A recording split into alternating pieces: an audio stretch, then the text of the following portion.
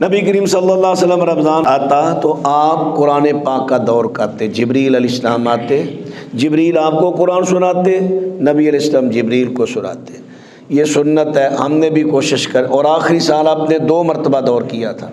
ہم نے کوشش کرنی ہے زیادہ نہیں تو رمضان میں 1 قرآن ضرور مکمل کریں انشاءاللہ۔ دوسرا ہم نے کام جو کرنا ہے، من قام رمضان ایمانا واحتسابا غفر له ما تقدم من ذنبه۔ رمضان کا قیام جو ثواب اور ایمان کی نیت سے، ایمان اور ثواب کی نیت سے کرتا ہے، اللہ اس کے پچھلے گناہ معاف کر دیتے ہیں۔ پچھلے گناہوں سے معاف، گناہوں کے درجات ہیں، جو اس لیول کے گناہ ہیں اللہ اس کو معاف کر دے گا سب کو۔ اب رمضان کا قیام رمضان، قیام اللیل، نماز تہجد اور وتر، یہ ایک ہی نماز کا نام ہے۔ بعد میں اس کا نام تراویح بھی رکھ دیا گیا۔ اصل یہ قیام رمضان قیام اللیل ہے۔ جب آخر پر 3 یا 1 پڑھیں گے تو یہ وتر بن جائیں گے۔ تہجد اس لیے ہے کہ اللہ کے رسول علیہ السلام نے جب 25ویں یا 27ویں شب کو باجماعت قیام کرایا، عشاء سے لے کر آپ نے سحری تک، صحابہ کہتے ہیں ہم نے دوڑے لگا دی کہیں ہماری سحری فوت نہ ہو جائے، تو حضرت عائشہ کے موقف کے مطابق آپ پر تہجد فرض تھی، تو آپ نے تہجد کس وقت پڑھی؟ اس کا مطلب وہی تہجد ہے، وہی تراویح ہے، وہی قیام اللیل ہے، وہی قیام رمضان ہے۔ اس لیے تو سیدہ نے کہا تھا جب آپ سے پوچھا گیا کہ آپ کی رمضان کی راتوں کی نماز کیا تھی، فرمایا رمضان اور غیر رمضان میں حضرت 11 رکعت سے زائد نہیں پڑھتے تھے۔ جامع جواب دے دیا۔ تو یہ ایک ہی نماز ہے، تعداد اس کی جاننی ہو تو نماز تہجد کو دیکھ لو۔ اس کا چونکہ یہ نماز گھر کی نماز ہے، نفلی ہے، اگر آپ کے گھر میں اہتمام ہے کسی حافظ کا، وہ باجماعت آپ کو گھر میں یہ قیام کرائے تو گھر میں افضل ہے، گھر میں اس کا اجر زیادہ ہے۔ اگر گھر میں آپ کا اہتمام نہیں، پچھلی رات پڑھیں اور زیادہ افضل ہے۔ تو گھر میں اہتمام نہیں، اکیلے پڑھنی ہے، پھر اکیلے سے بہتر آپ مسجد میں پڑھیں، کیونکہ نبی علیہ السلام نے فرمایا جو جماعت کے ساتھ نماز پڑھ کے رات کو سو جاتا ہے اللہ تعالیٰ اس کو ساری رات قیام کا اجر دیتا ہے۔ تو اس لیے آپ مسجد میں پڑھیں، باجماعت پڑھیں۔ 2 باتیں ہوئیں۔ تیسری بات، نبی علیہ السلام نے فرمایا تھا نا انصاریہ صحابیہ کو، آپ عمرہ پر نہیں گئی؟ حضور ہمارے پاس 2 اونٹ تھے، ایک اونٹ پر میرا شوہر چلا گیا حج کرنے، آپ نے پوچھا تھا حج کرنے کیوں نہیں گئی؟ ایک اونٹ پر میرا شوہر چلا گیا حج کرنے، اور دوسرا اونٹ ہماری زمین کو سیراب کرنے کے لیے ہے۔ فرمایا چلے کوئی بات نہیں، آپ رمضان میں عمرہ کر لیں، رمضان میں عمرہ بھی حج جیسا ہے۔ اور دوسری روایت میں ہے کہ رمضان میں عمرہ ایسے ہے جیسے تم نے میرے ساتھ مل کر حج کیا۔ تو اللہ تعالیٰ آپ کو توفیق دے، عمرہ کی بھی کوشش شروع سے ارادہ کر لیا کریں کہ ہم نے رمضان میں عمرہ کرنا ہے، عمرے کے لیے ہم نے پیسے جمع کرنا ہے۔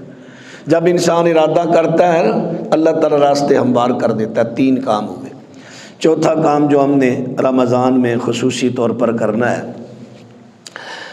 نبی صلی اللہ علیہ وسلم ہر رمضان میں اعتکاف کرتے ہیں۔ اعتکاف، مرد ہو یا عورت، اعتکاف مسجد میں ہے، مسجد کے علاوہ کسی دوسری جگہ اعتکاف نہیں، مسجد میں اعتکاف ہے۔ حضرت نے آخری سال 20 دن کا اعتکاف کیا، اس لیے کہ اس سے پچھلے سال کا اعتکاف آپ نے اٹھ گئے تھے، تو اس لیے 10 دن کا اس کا قضا دی۔ چونکہ کوئی بھی ہو نا، نفلی نماز ہو، نفلی عبادت ہو، نفلی عبادت کی قضا بھی نفل ہے۔ اگر آپ اس کی قضا دینا چاہیں تو دے سکتے ہیں۔ فرضی نماز کی قضا بھی فرض، نفلی نماز کی قضا بھی نفل، کوئی بھی عبادت ہو اس کی آپ نفلی قضا دے سکتے ہیں، نفلی عبادت کی۔ تو کوشش کریں اعتکاف کیا کریں۔ چوتھی بات، صحیح بخاری میں اللہ کے رسول صلی اللہ علیہ وسلم کا صحابی کہتا کیا حضرت جو ہی رمضان آتا اجود الناس، آپ سب لوگوں میں سب سے بڑے سخی تھے۔ اجود اس میں تفضیل کا صیغہ ہے اور الف لام کے ساتھ استعمال ہو رہا ہے، اجود الناس، حضرت سب لوگوں سے بڑے سخی تھے۔ جب رمضان آتا تو آپ سخاوت ایسے کرتے جیسے کوئی تیز اندھیری ہے. اب دیکھو نا، جب اندھیری آتی ہے اس نے پتے اٹھائے، ایک پتا بھی آگے گیا، دوسرا اس سے بھی آگے، تیسرا اس سے بھی آگے، چوتھا اس سے بھی آگے، تن کے پتے کتنی تیز سپیڈ سے چلتے ہیں. تو اللہ تعالیٰ آپ کو مالی استحکام نصیب فرمائے. ہاں ہاں آمین کہہ دیں. روزہ کی حالت میں اللہ دعا رد نہیں کرتا روزے داروں کی. انشاءاللہ اللہ آپ کو مالی استحکام نصیب فرمائے گا. اللہ آپ کو رزق حلال وافر نصیب کرے. آپ ہی تو لوگ ہیں جو دین کا خیال رکھنے والے ہیں. دیکھیں نا، یہ دین کے ادارے، مساجد، مدارس، یہاں سے میں کہاں سے آ گیا ہوں؟ میں کسی کارخانہ سے پڑھ کر آیا ہوں؟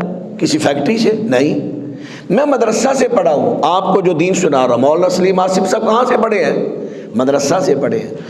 ان مدرسوں کو ہم اگر آباد رکھیں گے، یہاں سے علماء پیدا ہوں گے، علماء پیدا ہوں گے تو علم قائم رہے گا. علم قائم رہے گا تو ہمیں شعور آئے گا، شعور آئے گا، ہمارا دین باقی رہے گا. علماء ختم ہو گئے، دین ختم ہو گیا. مدارس کو آپ لوگ ہی آباد رکھتے ہیں تو ہم آپ کے لیے کیوں نہ دعا کریں. سورہ توبہ میں تو حکم اللہ تعالیٰ نے اپنے نبی کو دیا، جو لوگ اللہ کے راستہ میں مال خرچ کرتے ہیں ان کے لیے دعا کرو. تو ہم آپ کے لیے سنت پر عمل کرتے، دعا کیوں نہ کریں. اللہ آپ کو مالی استحکام نصیب فرمائے، رزق حلال وافر دے، تاکہ آپ اس سنت کو زندہ رکھیں جو ہی رمضان آئے تیز اندھیری کی طرح.